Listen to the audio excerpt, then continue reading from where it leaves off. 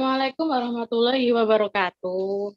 Jadi kami dari kelompok 2, di sini kami akan mempresentasikan tentang PPI. PPI di sini yaitu artinya Property Plant and Equipment. Next slide.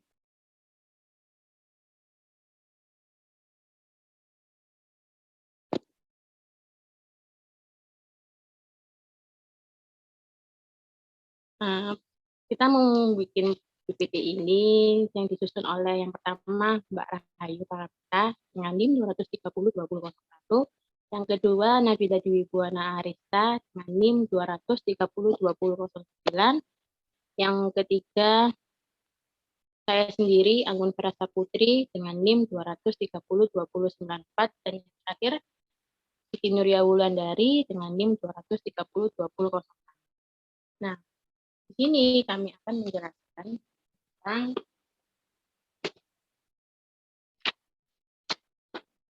PPI. Kalau dalam bahasa Indonesianya perolehan dan pelepasan aset tetap. Nah, di sini kita akan menjelaskan tentang biaya perolehan tanah, bangunan, perawatan. Yang kedua, aset dan distribusi. Yang ketiga, biaya bunga. Yang keempat, observasi. Lalu untuk penilaiannya kita menjelaskan tentang diskon tunai. Yang kedua, kontrak tangguhan. Yang ketiga, pembelian lumsum. Yang keempat, penerbitan saham. Yang kelima, pertukaran non-moneter. Yang keenam, hibah pemerintah. Lalu untuk biaya-biaya setelah perolehan, kita menjelaskan tentang penambahan. Pertama, penambahan. Yang kedua, perbaikan dan penggantian. Yang ketiga, pengaturan ulang dan reorganisasi. Yang keempat, perbaikan kerusakan. Yang kelima, tentang ringkasan. Untuk pelepasan, kita menjelaskan tentang penjualan dan konversi pakaran. Pengertian property, plant, dan equipment. PPI sendiri adalah aset tetap yang dimiliki oleh perusahaan di mana memiliki umur ekonomis atau dapat memberikan benefit kepada perusahaan lebih dari 1 tahun. Di sini contoh dari aset tetap itu sendiri yaitu ada tanah, bangunan, dan peralatan atau machinery, furniture, dan tools. Aset itu baru masuk, aset ini baru dapat masuk kategori aset tetap jika aset tersebut diperoleh untuk digunakan dalam operasi dan tidak dijual kembali. Yang kedua, aset tersebut bersifat jangka panjang dan biasanya disusutkan. Yang ketiga, aset-aset tersebut memiliki substansi fisik. Jika ada salah satu dari tiga karakteristik di atas tidak ada, maka tidak bisa diklasifikasikan sebagai PPI. Misal, tidak memiliki wujud fisik, berarti aset itu tidak termasuk integrable aset atau tidak digunakan dalam operasi perusahaan. Oke, next slide.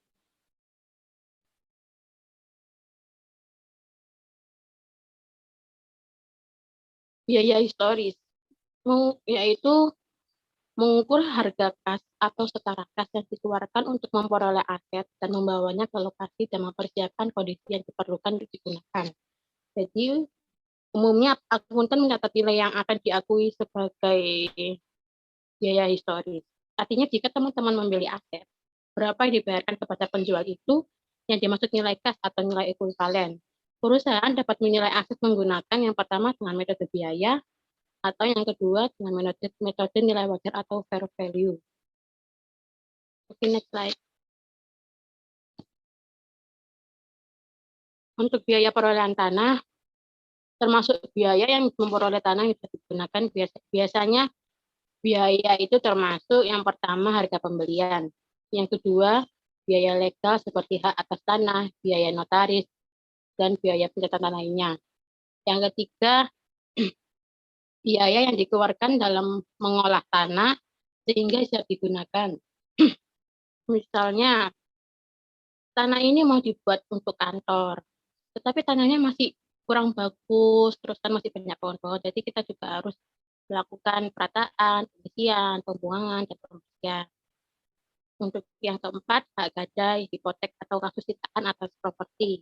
Yang kelima, peningkatan lahan atau land improvement. Peningkatan lahan atau land improvement ini sendiri yaitu pengembangan tanah yang memiliki usaha terbatas.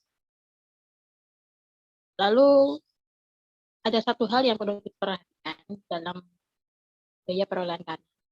Apabila tanah itu sendiri bukan bukan termasuk untuk operasional perusahaan,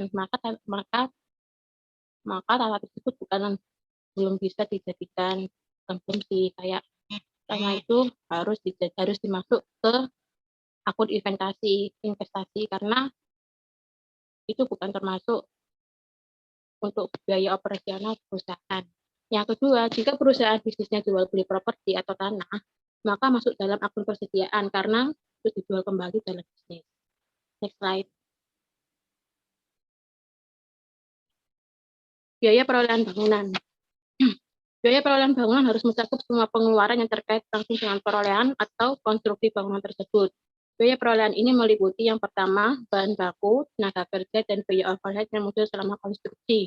Yang kedua, biaya jasa profesional dan izin bangunan. Nah, biaya jasa profesional dan izin bangunan ini biasanya kalau kita akan membangun suatu bangunan, kita kan butuh seorang tukang atau seorang arsitek, jadi kita masuk ke biaya jasa profesional dan izin bangunan. Lalu untuk izin bangunan, kita kan kalau mau izin bangunan kan kita juga harus membuat izin kepada pemerintah, itu juga masuk ke izin. Oke, next slide. Lalu untuk biaya perolehan peralatan, biaya yang dihitung sebagai nilai equipment, diantaranya adalah yang pertama, harga pembelian, yang kedua, biaya pengiriman dan penanganan yang terjadi, yang ketiga, asuransi atas peralatan atas saat pengiriman. Nah, asuransi sendiri ini seperti kayak kita membeli suatu barang. Nah, barangnya itu besar, lalu kita kan tidak bisa mengambil barang itu sendiri, makanya kita meminta untuk penjual untuk mengirim barang itu. Nah, supaya kita tidak menanggung risiko, makanya kita membuat asuransi. Untuk yang keempat, biaya perakitan dan pemasangan. Yang kelima, biaya pengujian peralatan. Next slide. Dalam aset yang dibangun sendiri, dalam pembangunannya perusahaan harus mengalokasikan biaya dan beban untuk dapat memperkirakan biaya dari aset yang dibangun sendiri. Terdapat dua pendekatan utama. Yang pertama, tidak boleh menetapkan biaya overhead tetap ke biaya perolehan aset yang dibangun. Yang kedua, menetapkan seluruh biaya overhead ke proses produksi. Perusahaan juga harus mengalokasikan porsi pro rata pada overhead setiap aset untuk menentukan biaya perolehannya, karena pendekatan ini menghasilkan pendekatan yang baik antara biaya dengan pendapatan. Jika overhead yang dialokasikan menghasilkan pencatatan biaya konstruksi yang lebih besar dari biaya umumnya, dikenakan oleh perusahaan independen, maka perusahaan harus mencatat kelebihan biaya overhead tersebut sebagai kerugian pada periode berjalan. Next. Biaya bunga selama konstruksi. Oke, next. Nah, di sini kita ada 3 pendekatan terkait yang perlakuan terhadap biaya bunga selama konstruksi. Yang pertama, tidak mengkapitalisasi bunga selama konstruksi. Yang kedua, kapitalisasi biaya aktual yang terjadi selama konstruksi. Yang ketiga, kapitalisasi semua biaya atas dana. Nah, untuk di setiap perusahaan terkadang kita menggunakan yang nomor 2 di buku IFRS yang dijelaskan juga yang nomor 2. Makanya kita menggunakan kapitalisasi biaya aktual yang terjadi selama konstruksi. Oke, next.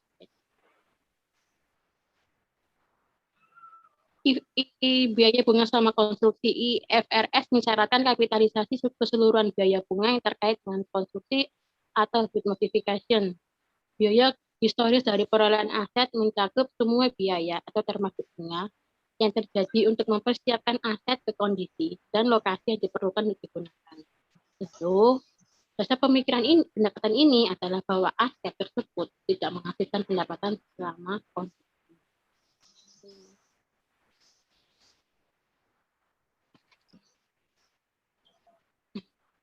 Nah, untuk menerapkan pendekatan IFRS itu, kapitalisasi dengan 3 hal yang harus dipertimbangkan. Yang pertama yaitu aset terkualifikasi, yang kedua periode kapitalisasi, yang ketiga jumlah yang dikapitalisasi.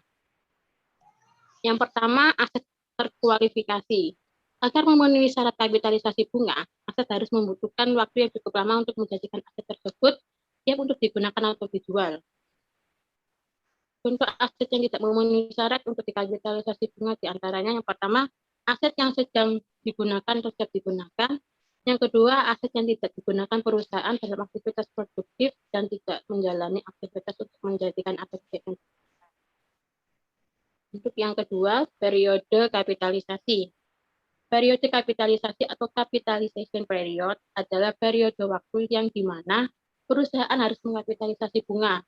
Periode ini dimulai dengan adanya 3 kondisi. Yang pertama, pengeluaran untuk aset yang telah dimulai dilakukan. Yang kedua, aktivitas yang diperlukan untuk menjadikan aset siap untuk digunakan atau dijual sedang berlangsung.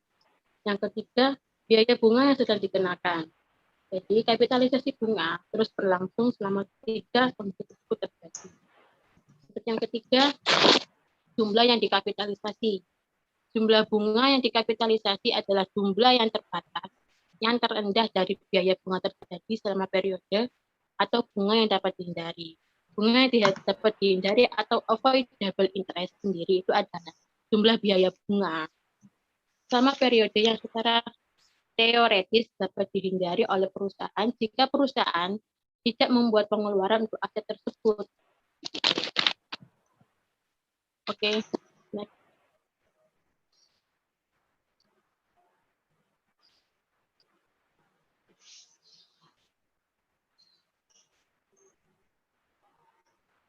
Aset terkualifikasi. Agar memenuhi syarat kapitalisasi bunga, aset harus membutuhkan waktu yang cukup lama untuk menjadikan aset tersebut siap digunakan atau dijual. 2 jenis aset. Yang pertama yaitu aset dalam konstruksi yang akan digunakan oleh perusahaan. Yang kedua, aset yang akan dijual atau disewakan yang dibangun sebagai sebuah proyek terpisah. Next.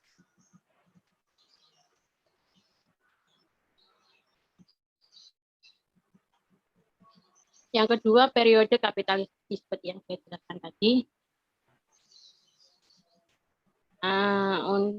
Dalam periode kapitalisasi, periode ini harus menjadi dengan 3 kondisi. Yang pertama yaitu pengeluaran untuk konstruksi aset yang dimulai. Yang kedua, aktivitas untuk mempersiapkan aset yang sudah dimulai. Yang ketiga, biaya bunga sudah mulai dibebankan. Berakhir ketika aset sudah siap untuk digunakan.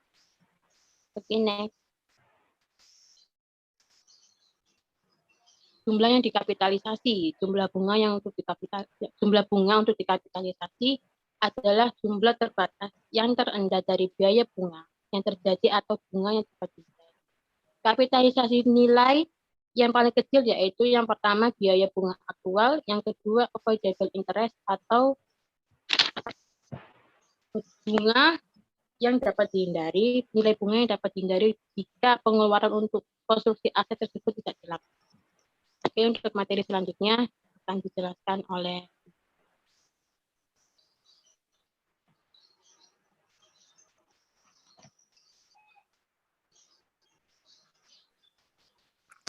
Untuk selanjutnya saya akan menjelaskan tentang ilustrasi kapitalisasi bunga.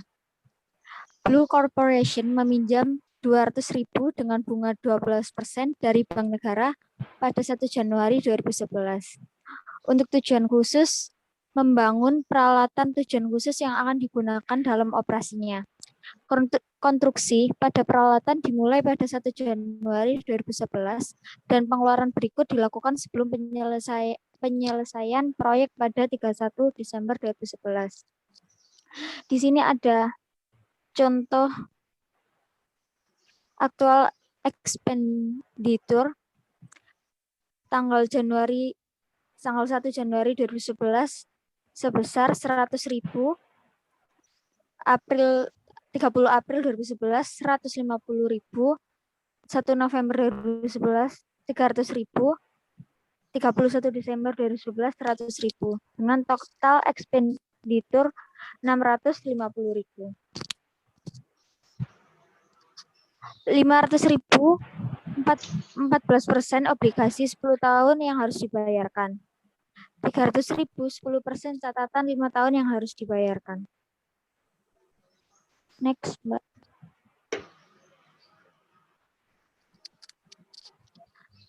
Ada beberapa langkah yaitu yang pertama, menentukan aset mana yang memenuhi syarat untuk kapitalisasi bunga. Yang artinya peralatan tujuan khusus memenuhi syarat karena membutuhkan jangka waktu untuk bersiap-siap dan itu akan digunakan dalam operasi perusahaan. Langkah kedua yaitu menentukan periode kapitalisasi.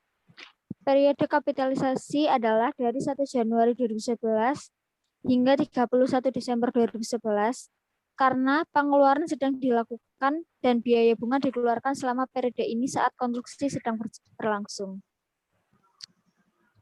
Next. Langkah ketiga yaitu menghitung pengeluaran akumulasi rata-rata tertimbang. Sebuah perusahaan mentimbang pengeluaran konstruksi dengan jumlah waktu, pecahan tahun atau periode akuntansi yang dapat dikenakan biaya bunga pada pengeluaran. Ini sebuah contoh dari periode 1 Januari hingga 31 Desember yang saya sebutkan tadi.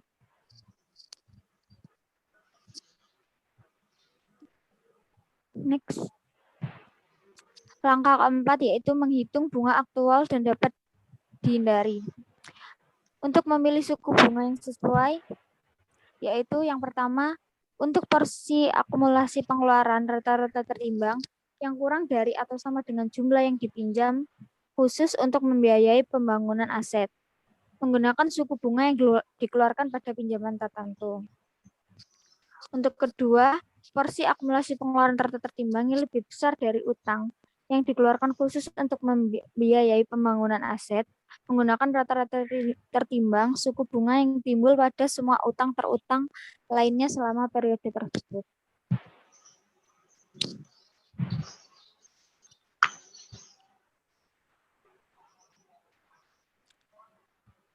Selanjutnya, menghitung bunga aktual yang dan dapat dihindari. Suku bunga rata-rata tertimbang pada utang umum 100.000 dibagi 18.000 sama dengan 12,5%. Ini minat aktual. Contoh minat aktual. Spesifik debt-nya 200.000, interest rate-nya 12%, dan dengan hasil 24.000. Untuk umumnya general debt 500.000, interest rate-nya 14%, aktual interest 70.000. Selanjutnya 300.000, interest rate-nya 100% dengan hasil 30.000. Untuk total debt-nya 1 juta dan aktual interest-nya 124. Ini contoh bunga yang dapat dihindari. Akumulasi expenditure 200.000, interest rate 12%, available interest 24.000, 50.000, interest rate 12,5%, available interest-nya 6,250.000. Yang dengan total akumulasi expenditure-nya 250.000 dan total available interest 30,250.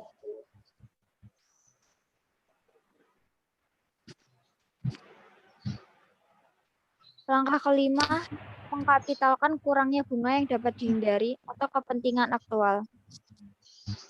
Untuk mengentri jurnal dengan jurnal peralatan debit 3,250, interest expense di debit juga dengan 93,750. Akun yang dikredit adalah cash senilai 124.000.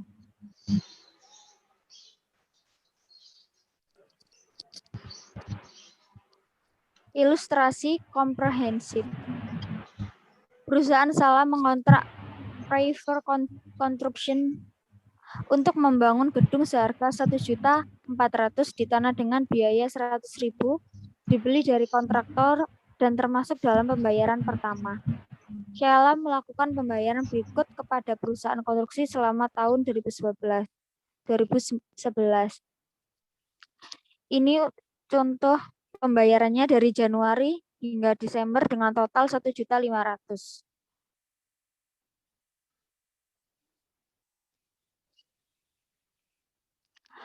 Private Construction menyelesaikan bangunan siap hunian pada 31 Desember 2011. Salah memiliki utang berikut pada tanggal 31 Desember 2011. Yang pertama, utang konstruksi spesifik. 15% catatan 3 tahun untuk membiayai pembelian tanah dan konstruksi bangunan tertanggal 31 Desember 2010 dengan bunga yang dibayarkan setiap tahun pada 31 Desember senilai 750. Yang kedua, 10% utang catatan 5 tahun tanggal 31 Desember 2007 dengan bunga yang dibayarkan setiap tahun pada tanggal 31 Desember senilai 550.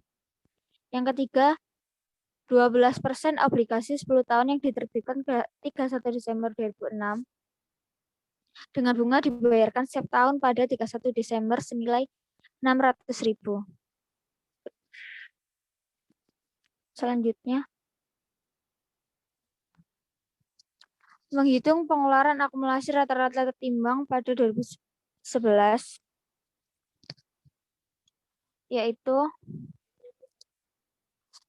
dari 1 Januari dengan senilai 210, 1 Maret 300.000, 1 Mei 540, 31 Desember 450. Yang dikalikan dengan current year capitalization period dengan total week average accumulated expenditure senilai 820.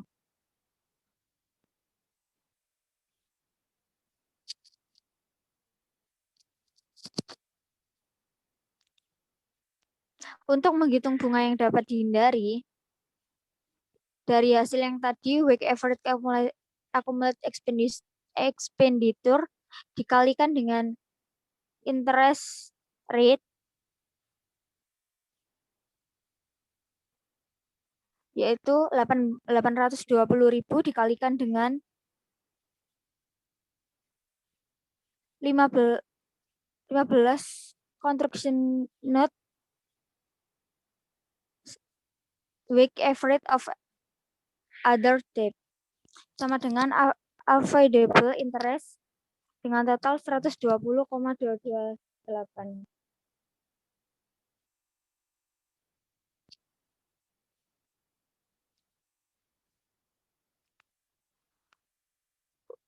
Week average interest rate yaitu dengan rumus total interest dibagi dengan total principal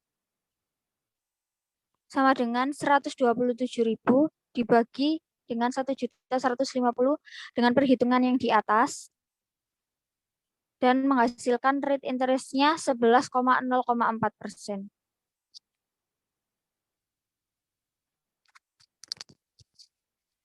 Menghitung biaya bunga aktual yang mewakili jumlah bunga maksimum yang dapat dikapitalisasi selama 2011. Biaya bunga yang dikapitalisasi salah adalah kurang dari 120,228 atau bunga yang dapat dihindari. Dan 239.500 seperti perhitungan yang di atas, bunga aktual atau senilai 120.228.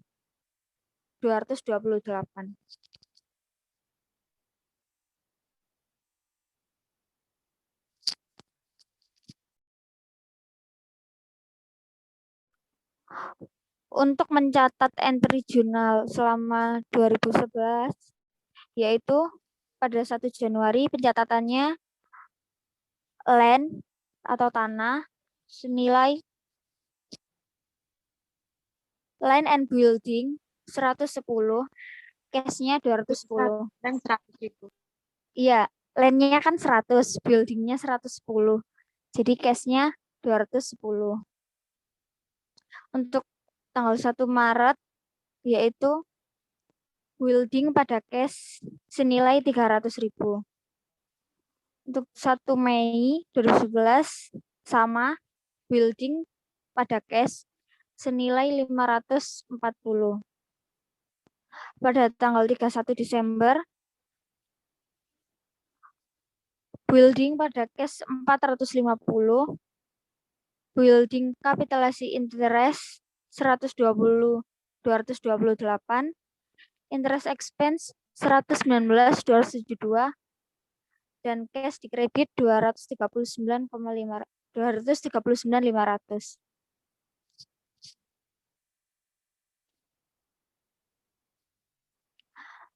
Pada 31 Desember 2011, Salah mengungkapkan jumlah bunga yang dikapitalisasi baik sebagai bagian dari laporan pendapatan atau dalam catatan yang menyertai laporan keuangan.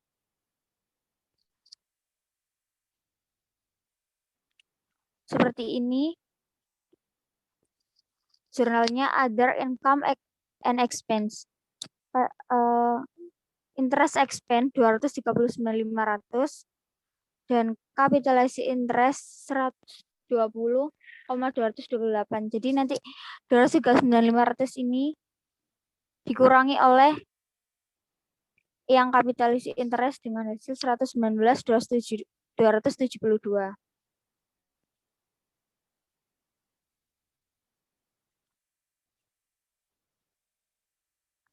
Dan nanti ditambah dengan income before income tax, dan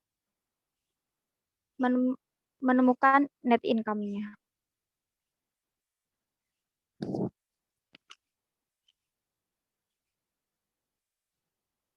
Next, Mbak.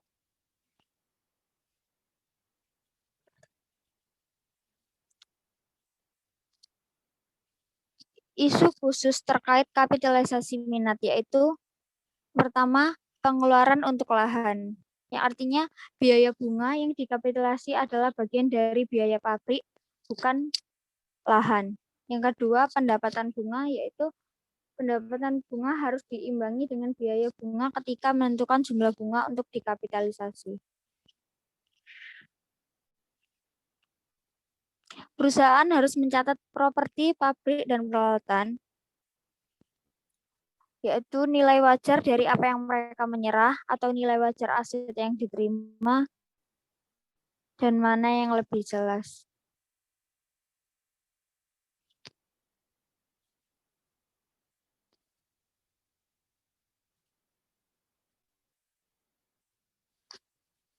Diskon tunai adalah baik yang diambil atau tidak, umumnya dianggap sebagai pengurangan biaya aset. Untuk pengertian kontrak pembayaran tangguhan adalah aset yang dibeli melalui kredit jangka panjang, dicatat pada nilai saat ini dari pertimbangan yang disalah-erasi.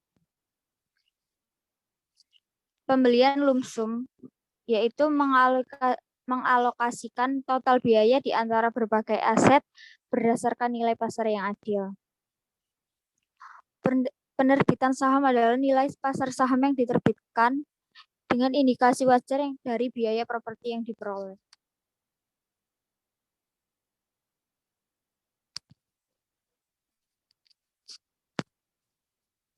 Perhitungan pertukaran aset non-moneter berdasarkan, yaitu yang pertama, nilai wajar aset yang diberikan, yang kedua, nilai wajar dari aset yang diterima.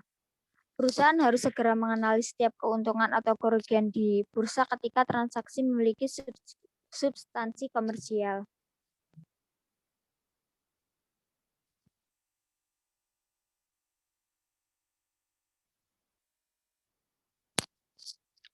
Arti zat komersial. Exchange memiliki substansi komersial jika harus kas di masa depan berubah sebagai akibat dari transaksi. Yang artinya jika posisi ekonomi kedua belah pihak berubah, transaksi tersebut memiliki substansi komersial. Oke, selanjutnya akan dijelaskan dengan Siti Nuria Wulandari. Saya akan menjelaskan bursa situasi kerugian. Bursa situasi kerugian yaitu perusahaan segera mengenali kerugian apakah bursa memiliki substansi komersial atau tidak. Alasannya, perusahaan tidak boleh menghargai aset lebih dari harga setara kas mereka. Jika kerugian ditangguhkan, aset akan berlebihan.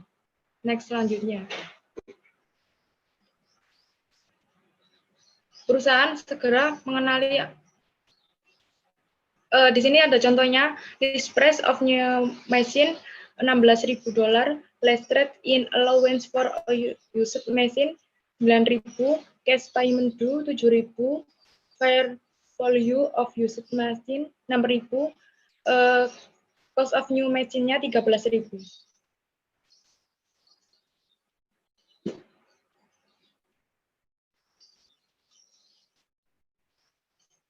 Di sini ada ilustrasinya, pemrosesan informasi mencatat transaksi ini sebagai berikut. Kerugian pembuangan, fair value of used machine $6.000, book value of used machine 8.000, totalnya loss on disposal of used machine 2.000.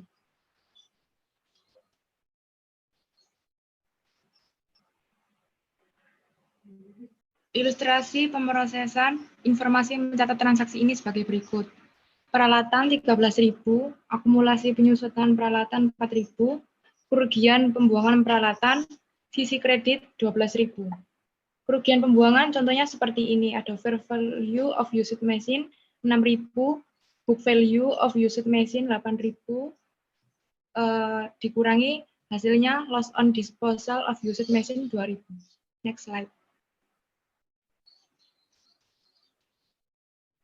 Bursa situasi penguatan, memiliki substansi komersial. Perusahaan biasanya mencatat biaya aset non-moneter yang diperoleh dengan imbalan aset non-moneter lain dengan nilai wajar aset yang diberikan, dan segera mengakui keuntungan. Next slide. Illustration. Instead Transportation Company menukar sejumlah truk bekas ditambah uang tunai untuk semi truk. Truk bekas memiliki nilai buku gabungan $42.000. Biaya per dolarnya $64.000 kurang $22.000. Akumulasi depresiasi. Agen pembelian interstate yang berpengalaman di pasar bekas menunjukkan bahwa truk bekas memiliki nilai pasar yang adil, $49. Selain truk, interstate harus membayar uang tunai $11.000 untuk semi truk. Antar negara menghitung biaya semi truk sebagai berikut. Next slide.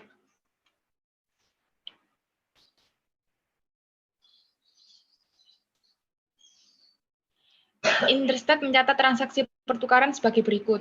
Semi truk 60.000, akumulasi penyusutan truk 22.000, sisi kreditnya truk 64.000, keuntungan pembuangan truk bekas 7.000, kasnya 11.000. Keuntungan pada pembuangan contohnya seperti itu pada gambar di PowerPoint. Next slide. Bursa situasi penguatan, tidak memiliki substansi komersial. Sekarang asumsikan bahwa pertukaran perusahaan transportasi antar negara tidak memiliki substansi komersial. Artinya, posisi ekonomi interstate tidak berubah secara signifikan sebagai dampak dari pertukaran ini. Dalam hal ini, interstate menunda penguatan $7.000 dan mengurangi dasar semi truk. Next slide. Interstate mencatat transaksi pertukaran sebagai berikut.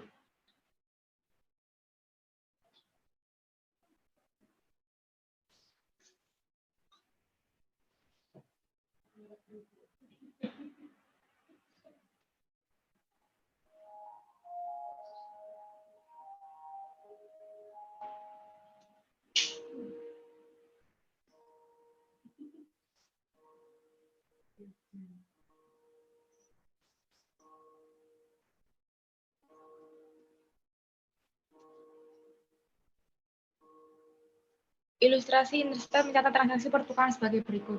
Semi truk 53.000, akumulasi penyusutan truknya 22.000. Itu sebagai sisi debit. Sisi kreditnya truk 64.000, kas 11.000. Contohnya seperti itu. Next slide. Ringkasan pengakuan keuntungan dan kerugian di bursa aset non-moneter. Ada 3 macam. Pengungkapan meliputi sifat transaksi, metode akuntansi untuk aset yang ditukar, dan keuntungan atau kerugian yang diakui di bursa. Next slide.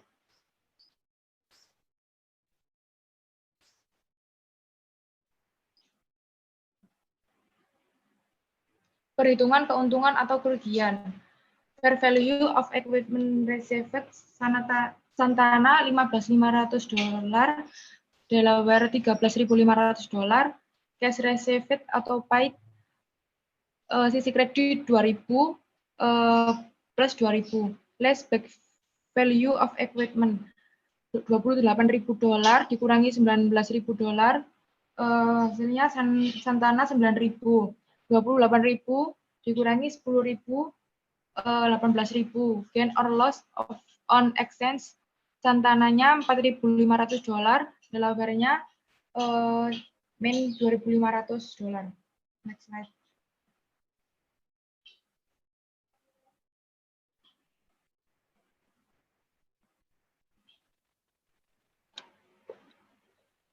Memiliki substansi komersial. Santana peralatan 15.500, akumulasi penyusutannya 19.000, itu sebagai sisi debit.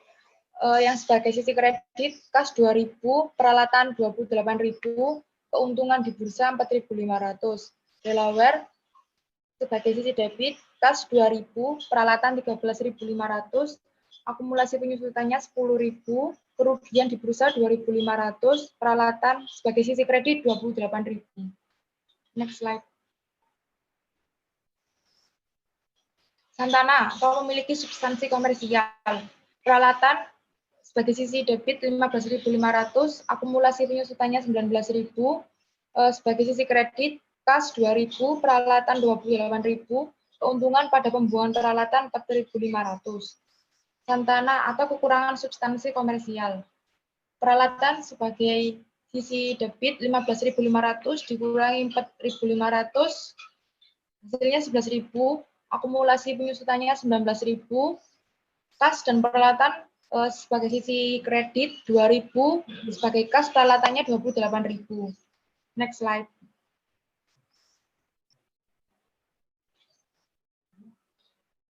Delaware atau memiliki substansi komersial.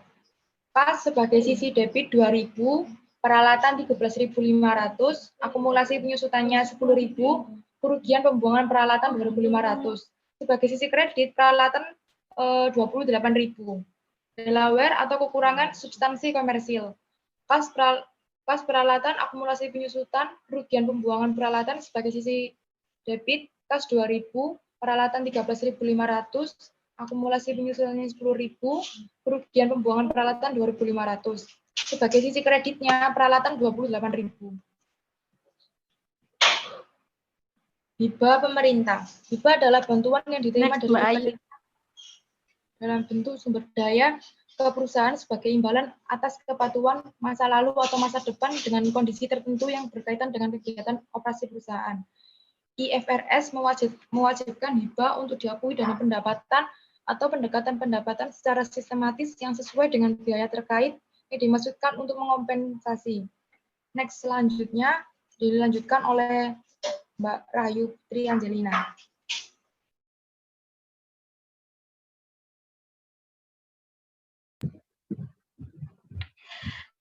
Contoh yang pertama, hibah untuk peralatan laboratorium. AG Company menerima subsidi sebesar 500.000 dari pemerintah untuk membeli sebuah peralatan lab pada tanggal 2 Januari 2011. Biaya peralatan laboratorium sebesar 2 juta. Dengan ini memiliki kehidupan yang berguna selama 5 tahun dan depresiasi secara perhitungan secara garis lurus. IFRS memungkinkan AG untuk mencatat hibah ini dengan salah satu dari dua cara. Yang pertama, dengan cara kredit menunda pendapatan hibah. Untuk subsidi dan pengurutan pendapatan hibah yang ditangguhkan selama periode 5 tahun. Yang kedua, dengan cara kredit peralatan laboratorium. Untuk subsidi dan depresiasi jumlah ini selama periode 5 tahun. Contoh soal, Hibah untuk peralatan laboratorium jika AG memilih untuk mencatat pendapatannya yang ditangguhkan sebesar 500.000, itu mengurutkan jumlah ini selama periode 5 tahun kependapatan sebesar 100.000 per tahun. Efek pada laporan keuangan pada tanggal 31 Desember 2019 adalah laporan posisi keuangan aset tidak lancar untuk peralatan laboratorium sendiri sebesar 2 juta, dikurangi akumulasi penyusutan sebesar 400.000, sehingga total aset tidak lancarnya sebesar 1.600.000. Untuk kewajiban tidak lancar, pendapatan hibah yang ditangguhkan sebesar 300.000, dengan kewajiban lancarnya yaitu pendapatan hibah yang ditangguhkan sebesar 100.000. Di sini untuk laporan laba ruginya, pendapatan hibah untuk tahun ini sebesar 100.000 dengan beban penyusutan tahun berjalan sebesar 400.000, sehingga efek laba rugi bersihnya minus 300.000. Kontribusi. Ketika perusahaan menyumbang aset non-moneter, itu harus mencatat jurnal sumbangan sebagai biaya dengan nilai wajar dari aset yang disumbangkan. Ilustrasi, Klan Industri menyumbangkan tanah ke kota San Paulo untuk tanah ini berharga 80.000 dan memiliki nilai wajar sebesar 110.000. Klan Industri mencatat donasi ini sebagai berikut. Akun debitnya ban kontribusi sebesar 110.000, akun kreditnya tanah sebesar 80.000 dengan keuntungan atas pembuangan tanah sebesar 30.000. Selanjutnya, kenali biaya setelah akuisisi sebagai aset ketika biaya dapat. Yang pertama, dapat diukur dengan andal, dan yang kedua, kemungkinan perusahaan akan memperoleh manfaat ekonomi untuk kedepannya. Manfaat ekonomi masa depan akan mencakup yang pertama, meningkatkan dalam kehidupan yang berguna. Yang kedua, kualitas produk yang dihasilkan, dan yang ketiga, kualitas produk yang dihasilkan.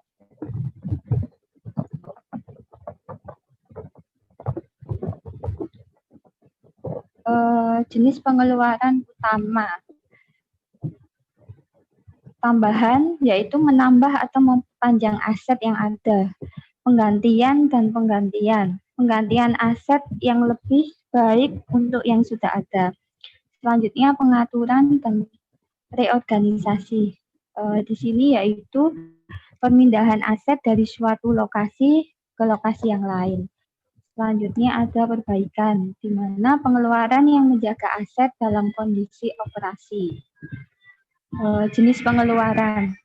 Yang pertama tambahan, di mana tambahan itu adalah memanfaatkan biaya tambahan ke akun aset. Yang kedua ada perbaikan dan penggantian.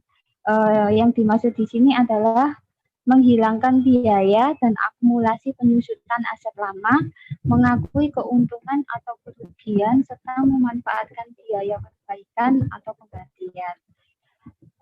Selanjutnya ada penataan ulang dan reorganisasi. Di sini yang dimaksud adalah bentangan biaya penataan ulang dan biaya reorganisasi sebagai bantahan. Yang keempat yaitu perbaikan. Perbaikan yang dimaksud di sini adalah yang A, luasnya biaya perbaikan pada saat terjadi.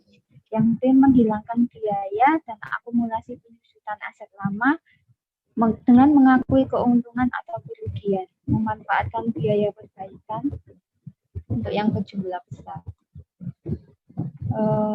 Perusahaan dapat memensiunkan aset pabrik secara sukarela atau membuangnya berdasarkan yang pertama dengan penjualan, yang kedua pertukaran, yang ketiga konversi yang tidak disengaja atau yang ditinggalkan.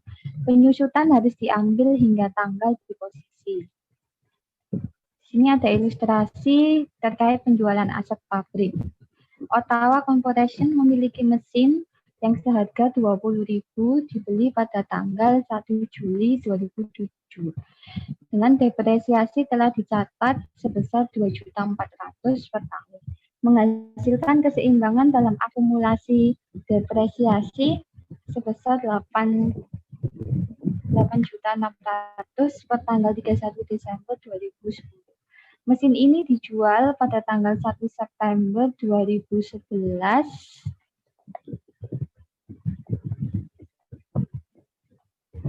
Mesin ini dijual pada tanggal 1 September 2011 dengan harga 10.500. Di sini kita disuruh menyiapkan entry jurnal.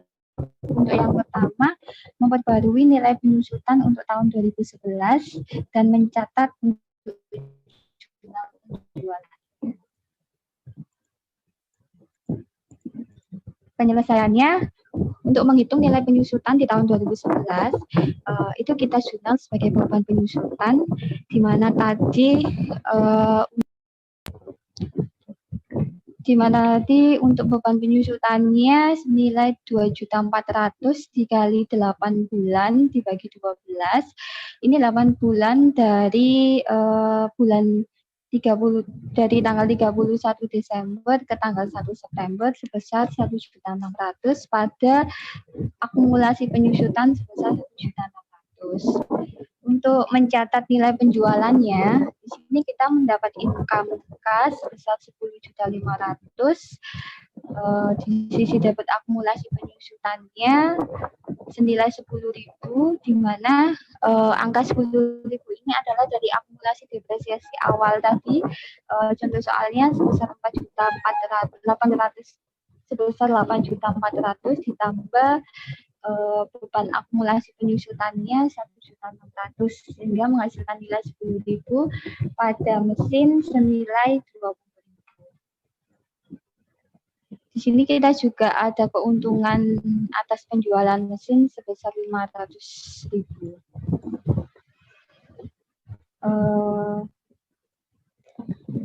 Terima kasih, itu tadi hasil ulasan dari kelompok kami mengenai materi yang kedua terkait PPE. Selanjutnya saya kembalikan kepada Mbak Anggun.